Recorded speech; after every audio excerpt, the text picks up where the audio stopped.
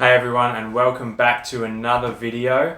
In today's video I'm going to be talking about when and why consistency might actually be hurting your progress with training. Consistency is important. You need to be consistent for the most part to see results, but it's often hailed as the king of training variables. Usually coaches or other athletes are going to say, hey, you better not miss any sessions because that's going to really kill your progress. But from time to time, consistency could be the exact reason why you're stuck and not making any progress with your training. What do people usually mean when they talk about consistent training?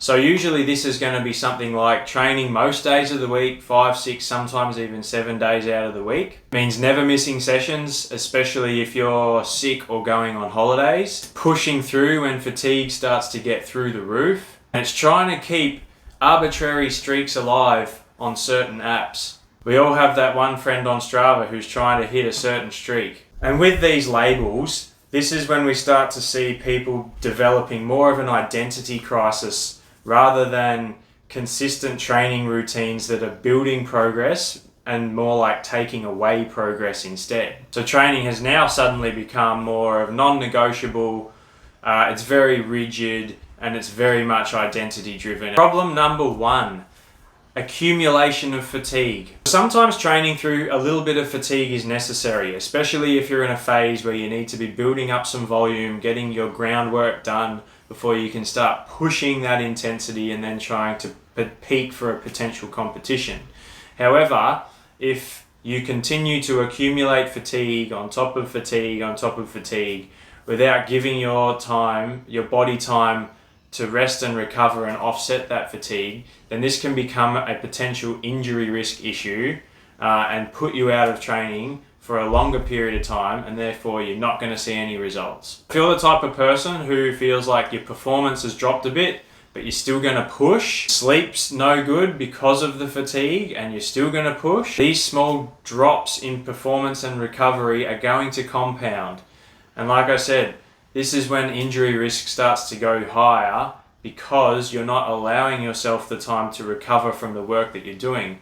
So really what you're doing is you're being super consistent with training, which is awesome, but you're not being consistent enough with your recovery, which is actually costing you. Problem number 2, this is where people start to look at chasing streaks, chasing short-term performance goals or arbitrary 12-week challenges because that's what their friends are doing. Where trying to hit a short-term goal, which sometimes can be useful, but for the most part is going to cost you long-term progress, because trying to hit this 30 or 60 or 90-day streak, you're really just chasing something that feels productive in the moment, rather than actually looking at compounding good consistent training with good consistent recovery. The thing about adaptation is it's not this linear process. It's something that can fluctuate based on the stresses that are coming in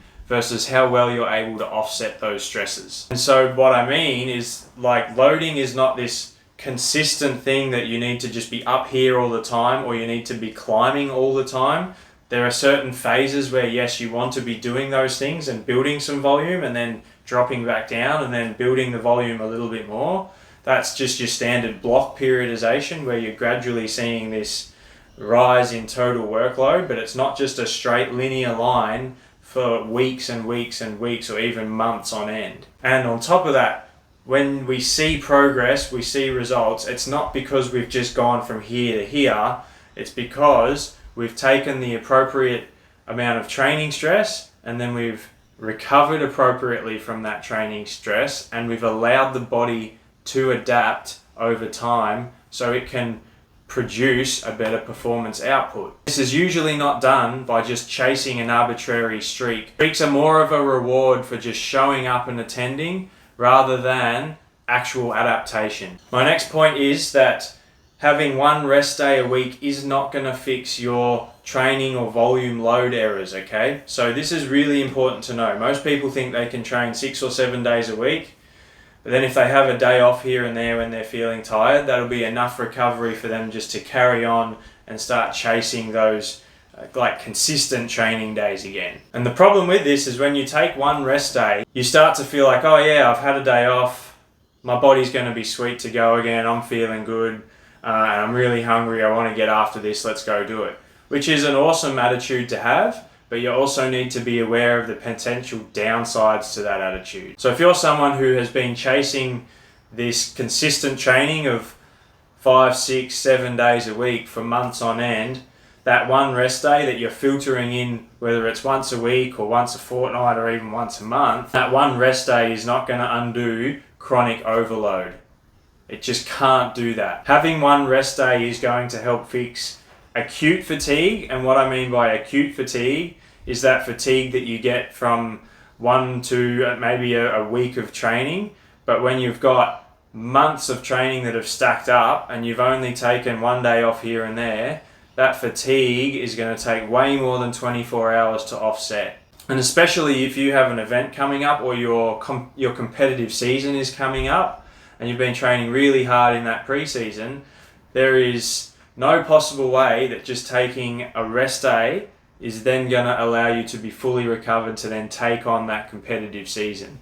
You need to give yourself more time. You need to be smarter with the training load leading into the season and allowing productive rest days that are going to offset the fatigue where necessary so that you can have then this clean run coming into the competitive event or season that you're training for. One of the other big issues that the consistent group of people or trainees have is that they always want to train really hard. And I've mentioned this in other videos, but you're often going to see training sessions that are like rated 7, 8, maybe even 9 out of 10 on the regular.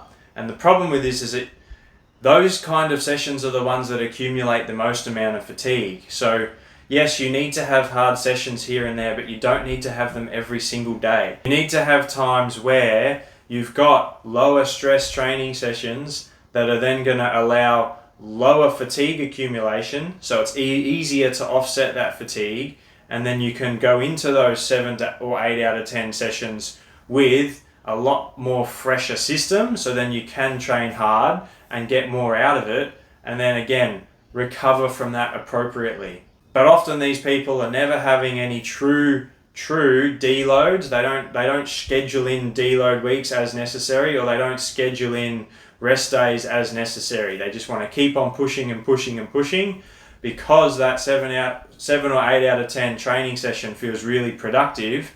And if you're not doing it that hard, then your inner psyche is telling you, hey, what a waste of time that was if you didn't push hard, because the only true training adaptation occurs when you're training at 7 to 8 out of 10, which in reality is not the case. And the other problem with this is, like I've again said in a previous video, is that there's no room for other stresses in your life. If you're always training at 7 to 8 out of 10, then as soon as something else changes in your life, you're going to be overloaded, not necessarily from training, but from whatever else is happening in your life.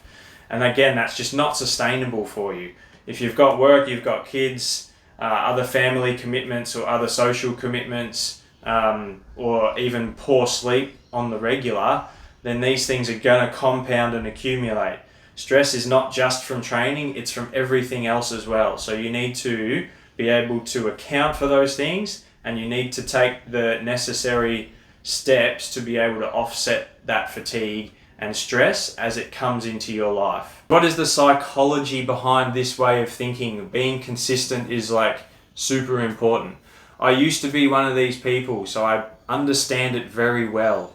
Being consistent feels like you're an absolute boss. It feels like you're better than everyone else. It feels like you're achieving more. It feels like you're the person that everyone's going to look up to and be like, wow, I wish I could train as hard and consistent as that person does. And ultimately, you're just looking for this little bit of an ego boost so you can feel really good about yourself, even though the results potentially say otherwise. The other thing psychologically that you'll feel with your consistency in training is that if you have to back off for whatever reason, you feel weak.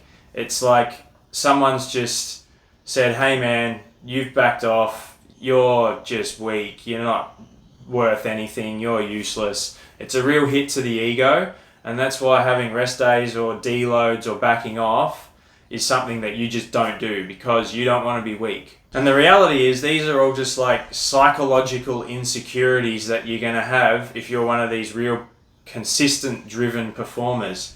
And what you need to do is take a step back, look at the actual results you've achieved in the last 1, 2 or 3 plus years and say, with the amount of effort I'm putting into this, am I getting the reward that I should be getting? And if your answer is no to that, you need to do something about it, because at the moment you're being driven by the insecurity of having to be consistent with your training rather than objective outcome data that says, hey, maybe you need to take a little bit more rest, a little bit more deload, and a little bit more of a planned fluctuation with your training load. The real consistency, that is not just going out there and blasting yourself every single day with training. It's not just showing up and doing the same session every single day in training. Real consistency is actually managing load on the regular through training stress and recovery. Some of the things you can ask yourself to help you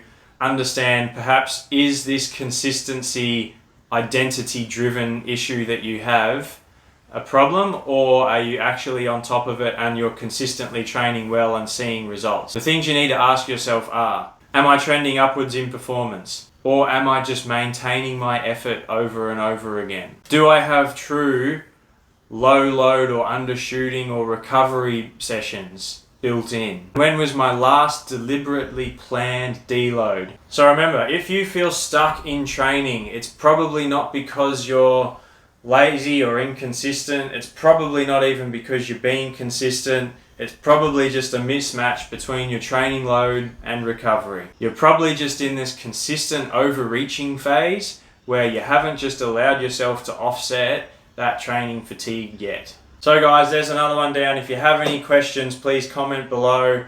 Please also like, share and subscribe. I'm looking forward to continuing to create these videos, and I'll see you in the next one.